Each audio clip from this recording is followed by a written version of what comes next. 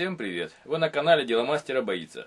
В этом видео расскажу о том, как сделать вощеную нить, которая вам пригодится в сапожном деле или в бисероплетении. Ее можно купить на базаре или же сделать самому, если очень нужно. Я знаю 3 способа, с помощью которых можно это сделать. Нам понадобится обычная капроновая нить, любого цвета и размера, которая вам нужна. Мотовильце, которая есть у каждого рыбака и рыбачки.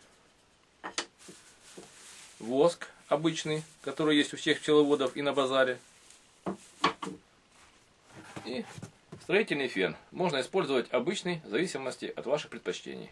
При первом способе берется нить, кусок воска. Даже можно его не нагревая.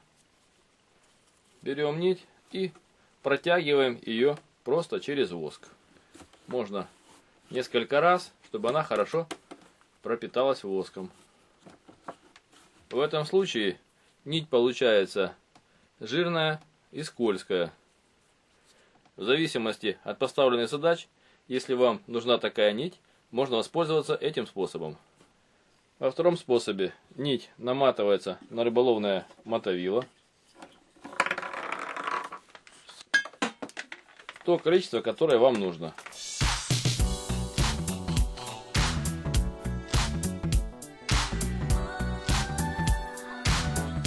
Отрезаем лишнее и свободный кончик делаем на мотовильце надрез, вставляется в него, чтобы он не размотался. После этого необходимо взять воск, строительный или обычный фен, слегка подогреть его и натереть им всю нитку с 2 сторон.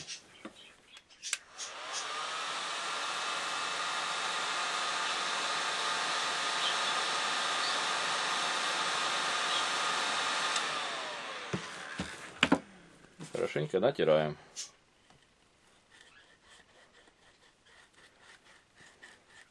Как можно обильнее. Не забываем про торцы.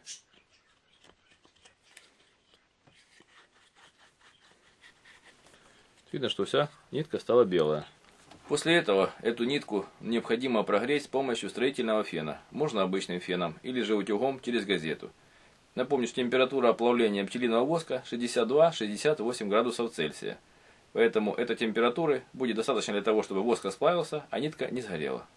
Включаем фен на первую мощность и начинаем аккуратно его прогревать, чтобы не сжечь нитку.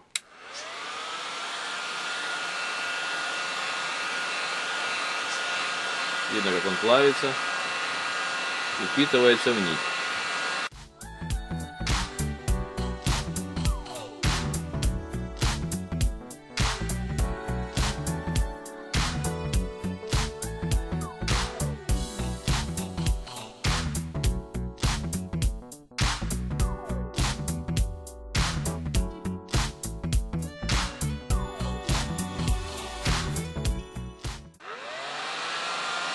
Не забываем про торцы. После этого ждем, пока нить остынет, и можно ей пользоваться. Нитка остыла, и попробуем ее проверить. На ощупь нить почти не жирная, и воск полностью пропитал всю нить. Она имеет тоже жесткость, но внешний вид у нее почти не белый. И в третьем случае нам для плавления воска понадобится водяная баня. Берем кусочек бумаги, наматываем на нее небольшое количество нити, сколько нам нужно. Мотать нужно не очень плотно, не очень свободно, чтобы она не спала и хорошо пропитались все слои.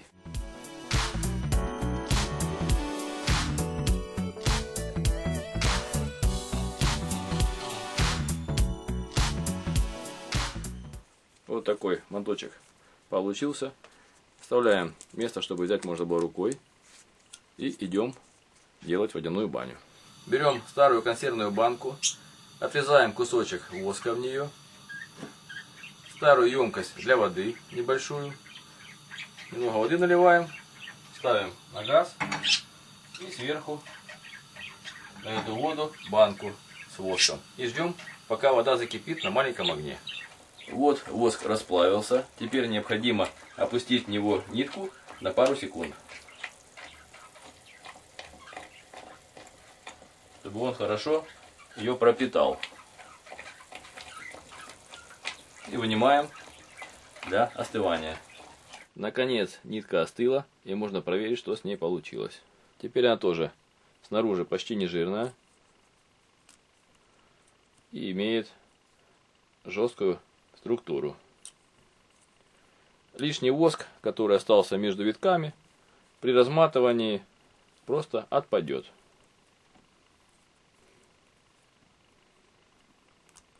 Эта восковая нитка самая, по-моему, эффективная, чем прошлые способы.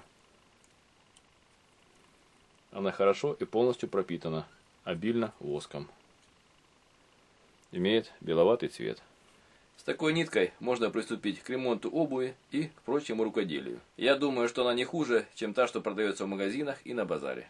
А главное, она сделана своими руками. Пишите комментарии и замечания, ставьте лайки, подписывайтесь на наш канал. Будьте с нами. Всем пока.